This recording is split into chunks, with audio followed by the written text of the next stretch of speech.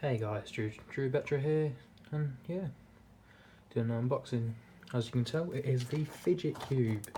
So yeah, I picked it up from Amazon. Yes, it's not the actual thing, but it's kind of the knockoff kind of version. And yeah, I got it for about £10. So yeah, let's crack it open. So yeah, let me just try and take it out for you. And that's basically all it is. Inside there's a bit of leaflet,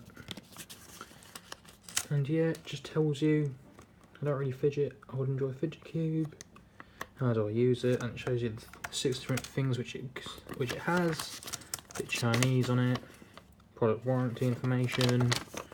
That's basically it from that. Put that back in the box. The box is quite simple as well. Just got that both sides, bottom nothing, top just a Fidget Cube. So yeah, I'm just gonna close that, keep it there. Yeah, let's go for the actual product. So it is, try and take it out for you. It's quite simple actually. Quite simple, very simple actually, very simple. And yeah, so as you can see, this is the Fidget Cube. So let's actually go through all of the different sides. First side, there's the kind of dots clicking, and as you can tell, they have slightly different clicks on them. One doesn't click at all. And if you turn right, you can see the ball bearing. It's quite, smooth. It's not bad actually. And we have the little click things as well. On the other side as well, got the clicker.